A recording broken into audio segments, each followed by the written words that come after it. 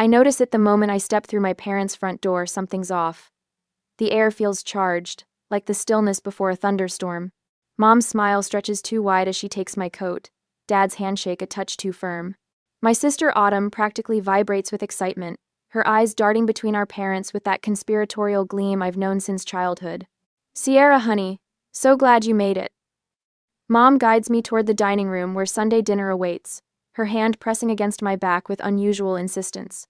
The table looks perfect, of course. Mom's best china, the crystal glasses that only appear for special occasions, a centerpiece of fresh flowers. Whatever this is, they've planned it carefully. I take my usual seat across from Autumn, whose smile reminds me of when she was 8 and knew I was about to step on the whoopee cushion she'd hidden under my chair cushion.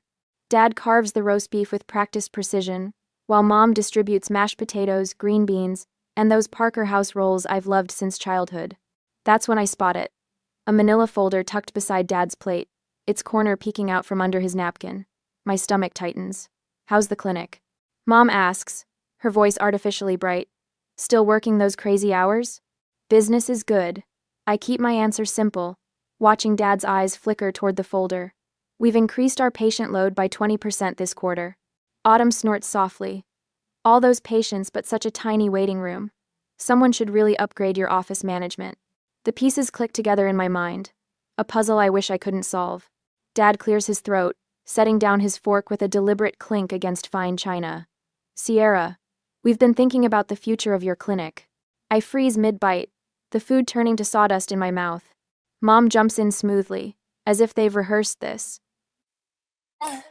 "Family businesses need family management, dear. Your father and I have been discussing how to keep healing hands in the family long term." "It's not a family business," I say carefully. "I built it myself." "With our support," Dad counters, reaching for the folder. "And now Autumn has an excellent proposal that will benefit everyone." My sister straightens in her chair, practically preening. "I've worked up a business plan to become your practice manager. I'd handle all the boring paperwork stuff while you focus on patients." She leans forward, eyes gleaming. "I'm only asking for a 25% profit share, which is really reasonable considering all the growth I'll bring." My heartbeat pounds in my ears. This isn't a casual Sunday dinner, it's an ambush. Memories flood back unbidden.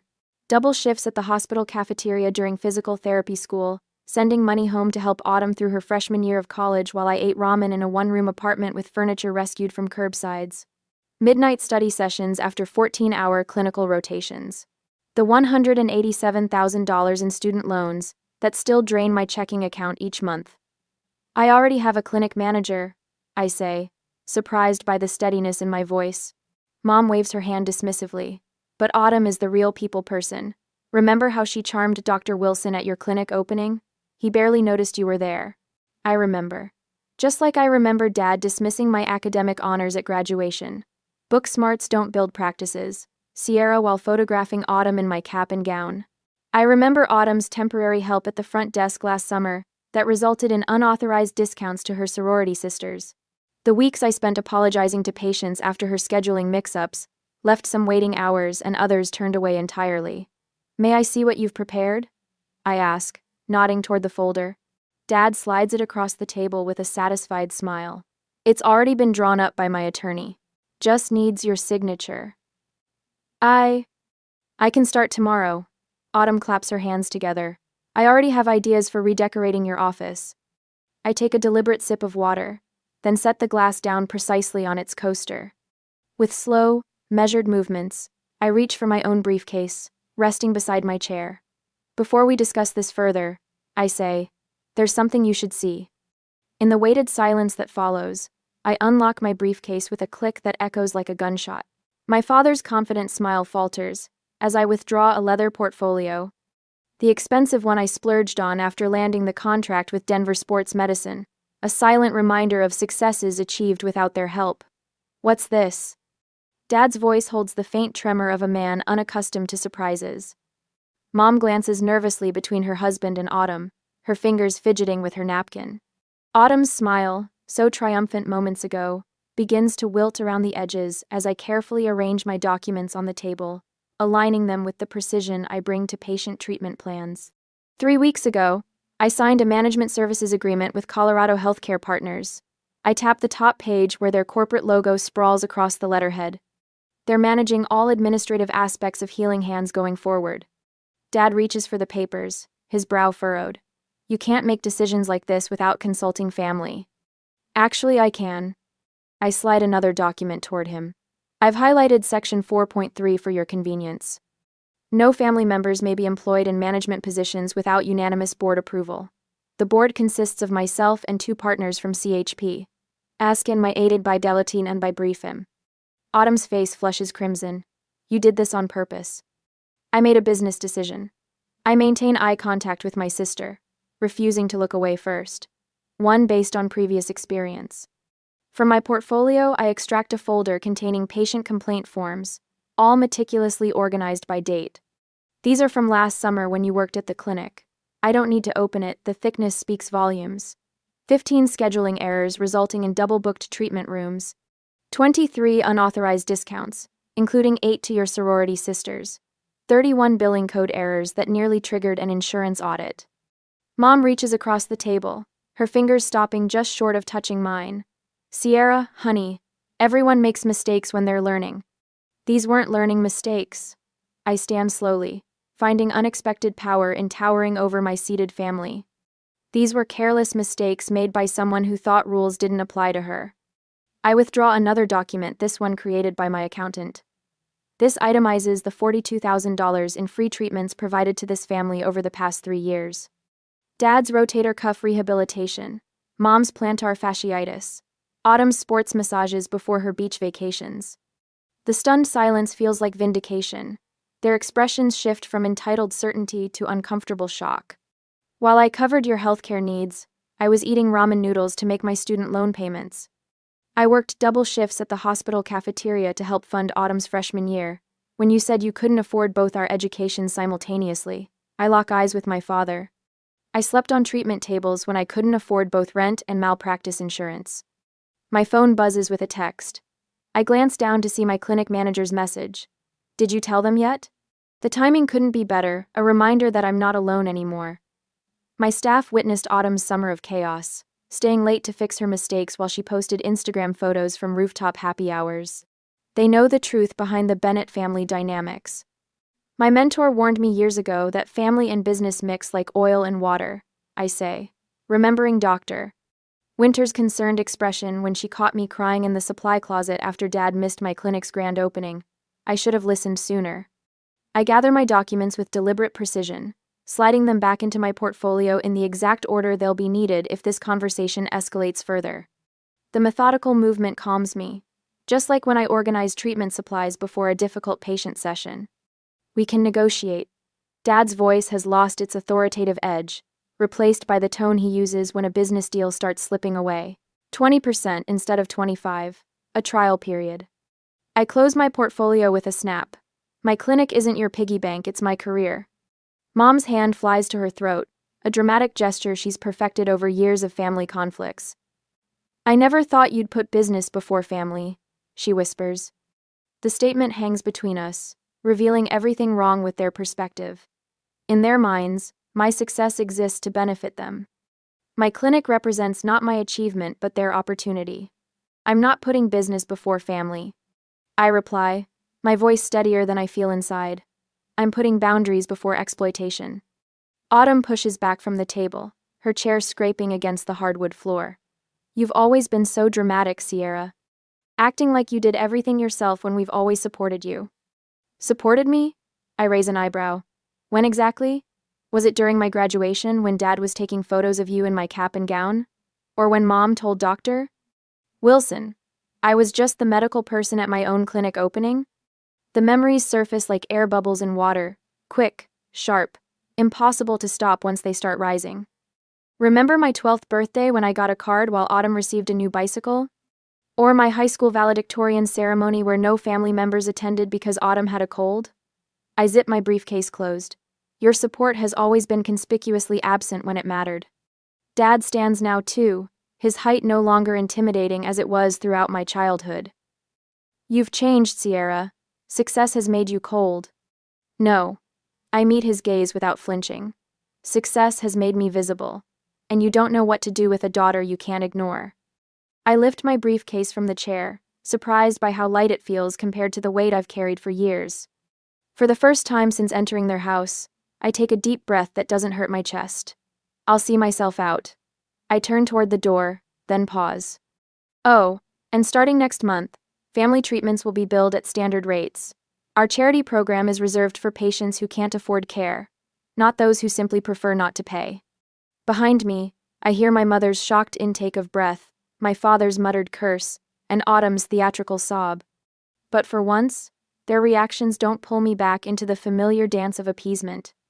I step out into the evening air, where my phone buzzes with another message from my clinic manager. We're all here for you. And for the first time in my life, I truly believe it. That night at my apartment, memories flashbacked. My 12th birthday falls on a Tuesday in April, unremarkable except for the math test I aced, and the single card propped against my cereal bowl that morning. 2 weeks later, Autumn turns 10 and receives a gleaming teal bicycle with streamers on the handlebars and a wicker basket for collecting neighborhood treasures. I watch from our front porch as she circles the driveway, our parents clapping with each wobbly lap. "Sierra, take a picture of your sister?" Dad calls, tossing me his camera. This is a milestone. I angle the viewfinder to capture Autumn's beaming face, her hair catching sunlight as Dad steadies the bike seat. Mom waves a handkerchief like she's sending off royalty. "Remember when I got my first bike?" I ask later, helping Mom with dishes while birthday cake crumbs still dot the kitchen table. She pauses, sponge suspended. "You were a practical child, Sierra. You always wanted books instead." But I hadn't. I'd circled bikes in catalogs for 3 years running. High school graduation brings academic honors, valedictorian, science medal, full academic scholarship to Colorado State. The auditorium buzzes with proud parents clutching bouquets and cameras. Mine arrives 7 minutes after my speech, slipping into back row seats as I return to mine. Traffic was terrible. Mom whispers when they find me afterward, empty-handed. "But we're here for Autumn's dance recital tonight. You're coming, right?" The pattern repeats through college. My dean's list certificates arrive by mail at our family home, while I work double shifts at the hospital cafeteria. The envelopes remain sealed on the kitchen counter for weeks. When physical therapy school graduation finally arrives, I stand alone after the ceremony until Autumn waves from across the quad. "There you are." She grabs my mortarboard. "Dad wants pictures of me in this. You don't mind, right?" For 20 minutes, I watch my parents photograph my sister wearing my hard-earned cap, their backs to my honors cords and the diploma case clutched in my hands. "Book smarts don't build practices, Sierra," Dad says later, returning my cap without meeting my eyes. 4 years after graduation, I'm hunched over my laptop at midnight, the clinic dark except for my office light. Loan statements glare from the screen, $187,000 remaining, the monthly payments larger than my rent. Meanwhile, I've just transferred $1,200 to Autumn for her temporary housing crisis following her 4th job change in 2 years. My own apartment remains furnished with roadside rescues, a coffee table with uneven legs, a sofa that smells faintly of previous owners no matter how much I clean it. The sound of my stomach growling echoes in the empty clinic. The bank manager's voice still rings in my ears from that morning's appointment. "Without a cosigner or additional collateral, Miss Bennett, we simply can't approve this business expansion loan." I'd nodded politely, tucking the rejection letter beside the others in my bag. Not mentioning that my parents had refused to co-sign but had purchased Autumn a new car the previous month because she needs reliable transportation for interviews. The treatment table becomes my bed that night. I curl onto the paper-covered vinyl, wrapping myself in a patient blanket after 16 hours of back-to-back appointments followed by insurance paperwork. The cleaning crew finds me there at 5 a.m., still clutching spreadsheets. 6 months later, when Healing Hands Physical Therapy finally opens in its own space, not just a rented room in someone else's clinic, my parents stop by for 15 minutes between Autumn's bridal shower and their dinner reservation. "It's nice," Mom says, glancing at her watch. "Like a real doctor's office." Dad peers at my framed credentials. "Just remember, it's always about the people, not the degrees." They leave before the small reception begins, missing the champagne toast from my 3-person staff and the ribbon-cutting photo for the local business journal. The summer Autumn decides to help out at the front desk becomes a professional nightmare. Her sorority sisters receive unauthorized discounts while regular patients find their appointments rescheduled or canceled entirely. Insurance forms pile up unprocessed until late night hours, when I discover them stuffed into desk drawers. They were so boring. Autumn explains when confronted. Besides, they're just old people with Medicare. They don't have anywhere important to be. After she leaves, I spend weeks making personal calls to every affected patient, rebuilding trust one apology at a time. The turning point comes unexpectedly during a meeting with Blue Shield's regional provider representative. The stern-faced woman across my desk has rejected our previous 3 claims submissions. Miss Bennett, your documentation simply doesn't meet our standards for... I slide a folder across the desk, interrupting her practiced rejection. These are revised protocols I developed, specifically addressing your guidelines. I've cross-referenced each treatment code with your latest manual. Her eyebrows rise as she flips through meticulously annotated pages. You did this yourself? Every night for 3 weeks. Her assessment is blunt. Most providers just argue or give up. 3 days later, the insurance company approves our entire claims backlog. Within months, physician referrals increase as word spreads about our exceptional documentation and outcomes. The first profitable month arrives after 2 grueling years. I stare at the accounting software late one night, verifying the numbers 3 times before allowing myself to believe them. No one is there to celebrate with me, but for once, the silence feels like power rather than abandonment. I realize something profound as I lock up that night. My invisibility has become my superpower. While my family focused on Autumn's charm and social connections, I built something substantial in the shadows. The skills I developed through years of self-reliance, persistence, precision, strategic thinking, now serve as the foundation for my growing business. Ellie Morgan, my clinic manager, proves this theory when she declines a hospital position, offering significantly more money to stay with Healing Hands. They don't value people like you do, she tells me, tearing up the offer letter.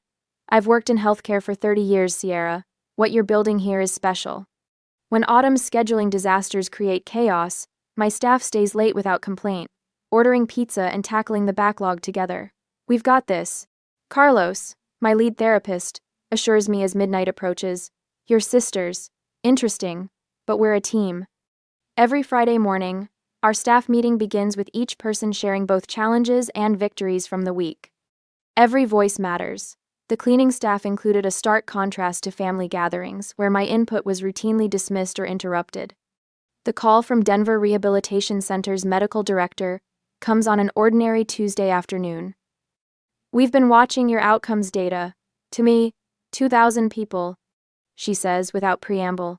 Our orthopedic department wants to discuss a specialized treatment partnership. That evening, we gather in the clinic after hours, not for emergency rescheduling but for celebration.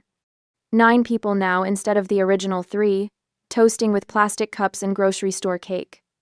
To Sierra, Ellie calls out, who saw possibilities while everyone else saw limitations. In the quiet after everyone leaves, I gently lift my first business license from its frame, tracing the embossed seal with my fingertips. Tomorrow, I'll rehang it in the expanded reception area, a reminder that being overlooked sometimes allows you to build foundations no one expects to stand. 6 weeks after the confrontation, at work, my corner office offers a panoramic view of Denver's skyline, though I've positioned my desk to face the treatment floor instead. Through the glass wall, I watch Meredith guide Mrs. Hoffman through her post-stroke exercises. Meredith's patience mirrors what I strive for with every patient, something my family never understood about healing. The contrast between my modest office and our state-of-the-art treatment areas isn't accidental.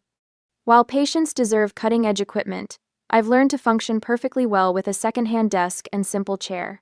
Every dollar saved is reinvested where it counts. I straighten the original Healing Hands therapy sign mounted on my wall, salvaged when we expanded last month. From 3 treatment rooms to 15. From me alone to a team of 15 therapists who share my vision of patient-first care, my phone vibrates for the 3rd time today. Mom again. I silence it without looking at the message. It will be like yesterday's, and the day before. Just checking in, honey, with a thinly veiled question about clinic operations, or subtle mention of Autumn's latest unemployment crisis. The calls increased after I refused their dinner invitations for 6 consecutive weeks. Mom cycles between guilt, we never see you anymore, and false business interest. Have you considered offering discounts to senior communities? Dad attempted to contact my accountant directly last week, thankfully warned by my advance call explaining the situation. Their most desperate move came yesterday, when Autumn appeared unannounced during our busiest afternoon, waving a folder of incredible marketing ideas that miraculously required her full-time employment to implement. Mark, my front desk manager, followed protocol exactly, offered her a seat in the waiting room, and called me immediately. I didn't interrupt my patient's session. The afternoon sun warms my face as I open my laptop, reading the email I've drafted, deleted, and rewritten 14 times. It's measured, precise, and absolutely necessary. To my family, as I have already told you, after careful consideration, I'm establishing professional boundaries regarding healing hands therapy. The clinic remains closed to family employment or management input. All treatment services will be billed at standard rates. Business discussions are limited to my management team. I remain open to rebuilding our personal relationship, separate from my professional life. Sierra. My finger hovers over send as my office door opens. Carol, my clinic manager, appears with 2 steaming mugs. "Thought you might need reinforcements," she says, placing a coffee beside my laptop. "I saw the social media post." I raise an eyebrow. Carol slides her phone across my desk. There's my mother's Facebook profile, featuring a photo from my clinic's opening day 3 years ago. Mom stands beside me, arm around my shoulder, a rare moment of apparent support I now recognize was performative. So proud of my daughter Sierra's vision with healing hands therapy. We've always believed in her healing touch. Proud mama, family business. The timestamp shows it was posted 20 minutes ago. The hashtag is interesting, Carol says carefully. Family business. The words taste bitter. I click send on my email. They've never paid $1 toward this clinic, never worked an hour here, never believed it would succeed until it did. Community's noticing the disconnect, Carol says. Dr. Reynolds mentioned it last week when he referred that complex shoulder case. I look up, surprised. Said he always sends patients here because you built something genuine, not handed down or gifted. Carol taps my original business license frame. Said he appreciates how you acknowledge your team instead of bragging about your background. The staff meeting last Friday returns to mind, where I credited our growth to the team's dedication rather than my own vision. I'd noticed Autumn's friend Kimberly in the waiting room during the meeting, phone suspiciously angled toward our gathering. Which reminds me, I say, pulling up another email. The scholarship fund is approved. Starting next semester, we'll support 2 physical therapy students with demonstrated financial need. Carol smiles. Your mother called that wasteful charity when she overheard us discussing it. Exactly why it matters. I stand, stretching tired muscles. Any news from the accountant about their latest inquiry? Your father tried charm, then intimidation. Eventually left when Denise mentioned potential harassment charges. Carol's expression softens. There's something else. She pulls a handwritten note from her pocket. Your mother stopped by during lunch. When I explained you were at the Children's Hospital Clinic, she left this. The envelope bears my name in Mom's perfect cursive. Inside, tear-stained paper contains desperate pleas about family misunderstandings and missing my daughter. The final line requests a family meeting to heal old wounds at their house. Naturally, on their terms. My phone chimes with a text from Autumn. Miss you, big sis. Can we talk? Just us? Carol watches me process these latest maneuvers. Your father's letter arrived in yesterday's mail too. Very formal, suggesting family mediation with his attorney present. I laugh without humor. The tables have turned. Their friends are asking questions. Community members are noticing discrepancies between their claims and reality. Through the window, I watch 2 therapists I hired from disadvantaged backgrounds, guiding patients with the skill and compassion I'd fostered in our clinic culture. The afternoon sun illuminates our expanded treatment floor built from my vision, my labor, my persistence, despite years of family dismissal. What will you tell them? Carol asks. I place the note in my desk drawer, joining other manipulative family communications I've documented meticulously. When they're ready for a relationship that doesn't involve exploiting my success, I say, I'll listen. Until then, my priority is protecting what I've built. In the waiting room beyond my office, I notice a familiar face, one of Autumn's sorority sisters who received unauthorized discounts last year. Today, she waits patiently, insurance card in hand, respect in her expression where entitlement once lived. The facade is crumbling, Finally. 2 weeks later, the morning air carries the scent of fresh coffee and possibility as I arrive at Cornerstone Cafe 20 minutes early. My chosen battlefield-neutral territory, with just enough ambient noise for privacy without isolation. I select a corner table with clear sightlines to both entrances and settle into the chair facing the door. Old habits from years of watching for their approval. I arrange my leather portfolio precisely in front of me, its weight reassuring. Inside rests every text, email, and financial record documenting our entangled history. Evidence collected not with malice but with the same methodical care I apply to patient treatment plans. Can I get you something while you wait? The barista approaches with a genuine smile, notepad ready. Just black coffee, thank you. My voice sounds steadier than I feel. The ceramic mug arrives moments later, steam rising like the tension in my chest. Through the window, I spot them walking from the parking lot.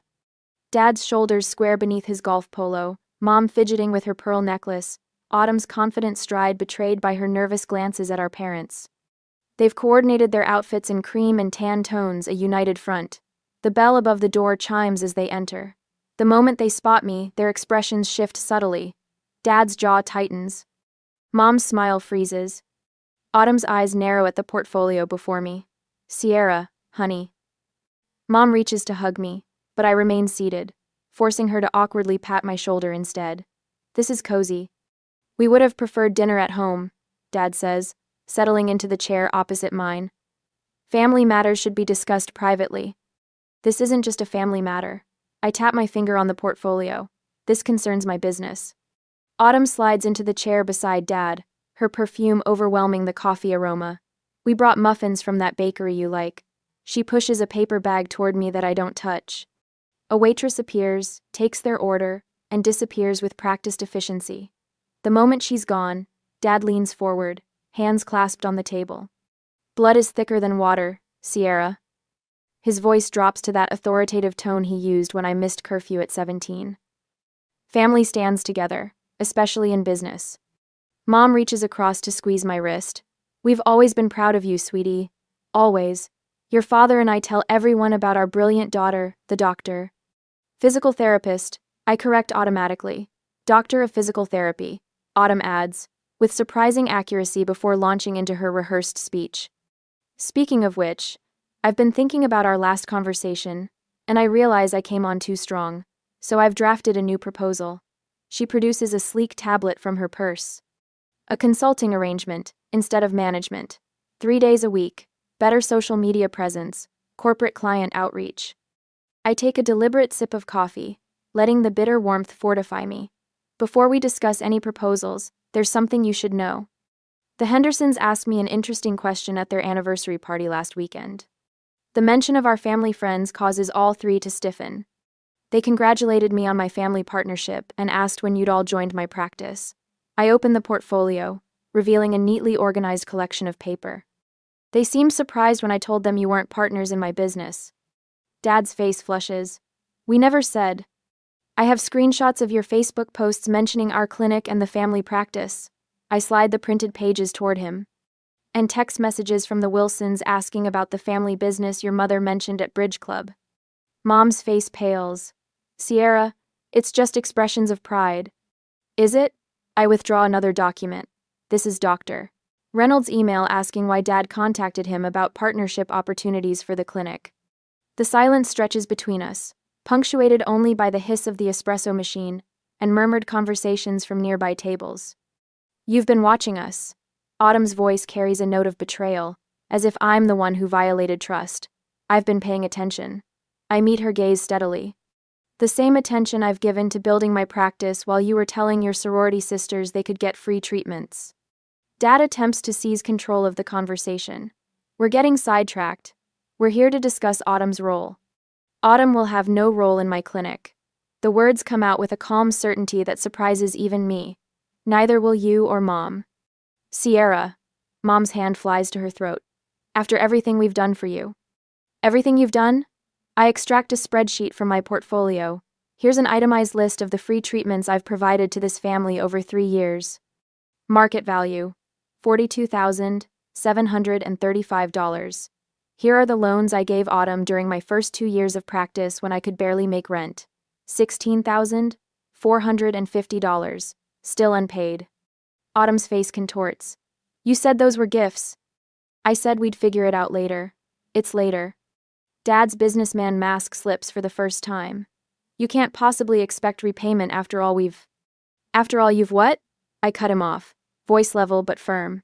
After you missed my doctoral hooding ceremony for Autumn's sorority fundraiser? After you told Dr. Wilson, I was playing at business until I found a husband? After you dismissed my clinic opening as just another job? I place my palms flat on the table, steadying myself. These are my terms for any future relationship. First, my business decisions are mine alone. No input, no suggestions, no contacts with my colleagues. Second, any treatments for family will be billed at standard rates. Third, no more describing yourselves as partners or owners in my business. Mom's artificial composure crumbles, tears welling in her eyes, genuine ones this time, not the performance drops she typically deploys. You can't mean this, she whispers. We're family. Family respects boundaries, I answer. Family celebrates achievements instead of trying to claim them. Dad's face darkens with frustration. This is absurd. We never thought you'd actually succeed on your own. We were trying to help secure your future. The truth slips out so easily, so naturally, that he doesn't even seem to realize what he's admitted. After all these years, all my work, all my sacrifices, they never believed in me. Autumn's carefully constructed mask falls completely. It's not fair, she hisses. You get everything. The respect, the fancy title, the business. What about me? I'm stuck in a cubicle while you play hero in your precious clinic. There it is, the raw envy beneath the manipulation, the resentment beneath the charm. I close my portfolio with a decisive snap and stand. I built everything I have while supporting this family emotionally and financially. I'm not playing at anything. And I'm done being invisible. Cack. I leave exact change for my coffee on the table and walk away. Behind me, I hear Mom's quiet sobs, Dad's harsh whisper to Autumn, the scraping of chairs. But I don't look back. For the first time in my life, I'm moving forward without checking if they approve. The weight of their expectations falls from my shoulders with each step, and I walk into the sunlight standing taller than when I arrived. I stand at the picture window of my expanded clinic, watching the afternoon light paint golden highlights across the Denver skyline. 1 year has passed since that fateful Sunday dinner, and the view before me mirrors the transformation within. Dr. Bennett, your 3 o'clock is ready. Melissa, my lead therapist, appears at my side, clipboard in hand. It's Mrs. Abernathy's final session. Perfect timing. I smile, genuine warmth spreading through my chest. The waiting room bustles with activity, a stark contrast to the cramped space where I began. Now, patients sit in comfortable chairs beneath framed community service awards that have joined my original business license on the wall. The waiting list for new patients stretches 2 months out, a testament to the reputation we've built. Mrs. Abernathy, an elderly woman with bright eyes and a spine curved from decades of hard work, beams as I enter the treatment room. There she is. She announces to no one in particular. The miracle worker herself. I laugh, setting her chart aside. The miracle was your dedication to the home exercises. Nonsense. She waves a weathered hand. My grandson says you're the best in Denver. And that boy researches everything. As I guide Mrs. Abernathy through her final stretches, I catch my reflection in the treatment room mirror. The tight shoulders and defensive posture that once characterized my stance have softened. I stand taller now, grounded in my worth. Later, I welcome 3 new graduates to my mentorship program. They gather around the conference table, eyes bright with the same determination that once fueled my midnight study sessions. The most important thing I can teach you isn't a technique, I tell them, perching on the edge of the table. It's knowing your value. In this profession, you'll give constantly. Make sure what you're giving is respected. After they leave, I review the latest figures for our pro bono program serving underserved patients. The initiative now comprises 15% of our practice, a percentage that would have terrified me last year but now fills me with purpose. My phone buzzes with a text from Leah, my closest friend and leader of our professional women's support group. Ready for tonight? Your turn to share. A flutter of nervousness dances through my stomach. Tonight marks the first time I'll publicly share my full journey, family struggles included. The thought both terrifies and liberates me. Before leaving, I check my personal email. Mom has sent photos of her volunteer work at the community garden, her third message this week, that doesn't demand anything from me. Small steps, but genuine ones. Dad's name remains absent from the sender list. Some wounds need more time than others. A separate email contains a job announcement from Autumn, her first position at a corporate office with no connection to my clinic. The message lacks her usual excessive exclamation points, a subtle sign of her growing independence. The evening sun casts long shadows as I arrive at Leah's home for our monthly dinner. Unlike my parents' dining room with its oppressive formality, this space hums with authentic conversation. My chosen family of colleagues and friends pass dishes family style, their laughter a healing balm. To Sierra, Melissa raises her glass. Who taught us all that standing your ground isn't selfish, it's necessary? As applause ripples around the table, I think of the scholarship I've established for PT students from challenging backgrounds, the boundary-setting workshop I'll lead next month, and tomorrow's launch of our specialized vestibular rehabilitation program. When dinner concludes, I step onto Leah's back porch. The mountains rise majestically against the horizon, steadfast and immovable, much like the boundaries I've learned to maintain. You look peaceful, Leah says, joining me. I am. I breathe deeply. I finally understand that I can heal my patients without sacrificing myself in the process. Tomorrow, I'll treat an elderly man with the same care I once lavished on family members who took without gratitude. The difference is, he'll look me in the eye and say thank you, and I'll know I've been seen. I'm Sierra Bennett. I whisper to the mountains, and I heal people who value the healing.